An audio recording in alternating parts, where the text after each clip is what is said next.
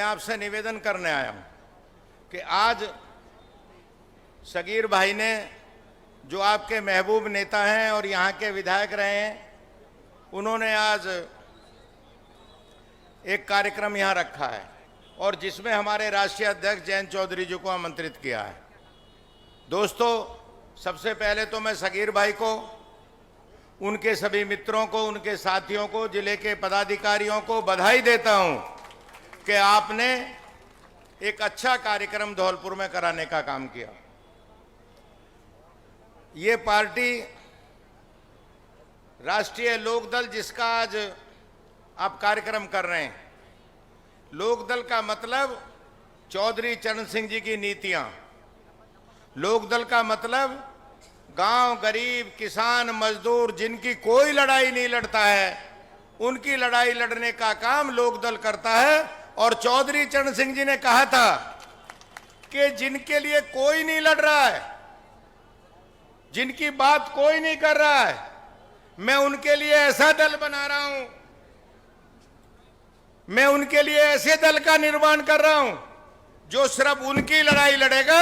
ये चौधरी चरण सिंह जी ने जयंत चौधरी या त्रिलोक त्यागी के लिए नहीं बनाया था, ये दल आपके लिए बनाया था कि ये आपके लिए लड़ने का काम करेगा, आपके लिए संघर्ष करेगा।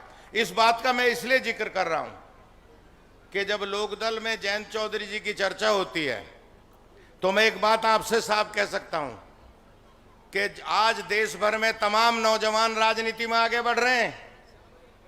मैं किसी का नाम आपसे लूं, आप सब जानते हैं, देश भर में तमाम नौजवान पार्टियों के अध्यक्ष भी हैं, नेता भी हैं।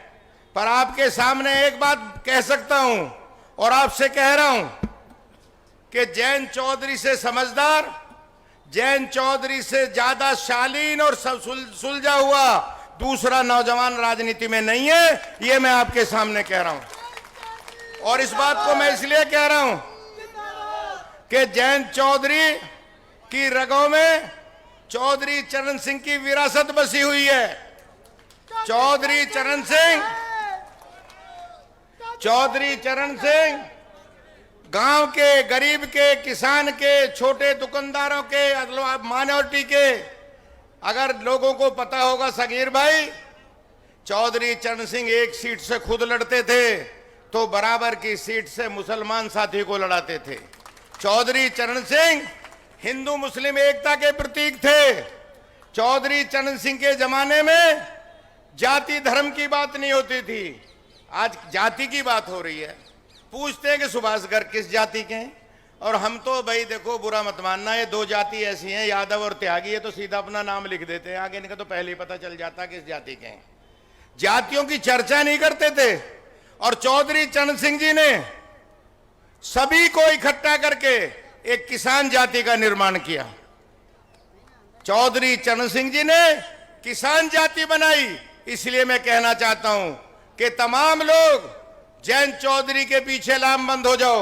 जितने नौजवान यहां खड़े, आज पूरे रास्ते नौजवानों ने स्वागत किया, मैं उनका स्वागत करता हूं और उनसे कहना चाहता हूं का भविष्य उज्जवल है और जयंत चौधरी का भी भविष्य आपकी बदौलत उज्जवल रहेगा।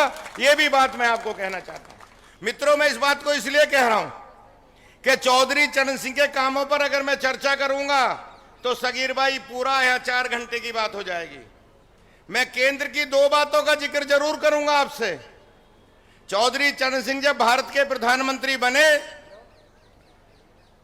तो उन्होंने अपने कैबिनेट सचिव से पूछा कि शहरी विकास मंत्रालय तो आपने बना रखा है शहरी लोगों के लिए, में 80% गांव के लोग जो रहते हैं इनके लिए क्या आपने बनाया? आजाद भारत का पहला प्रधानमंत्री जिसने ग्रामीण विकास मंत्रालय की स्थापना की और आधा बजट उसको अलॉट करने का काम किया गांवों के लिए, वो थे चौधरी चरण सिंह।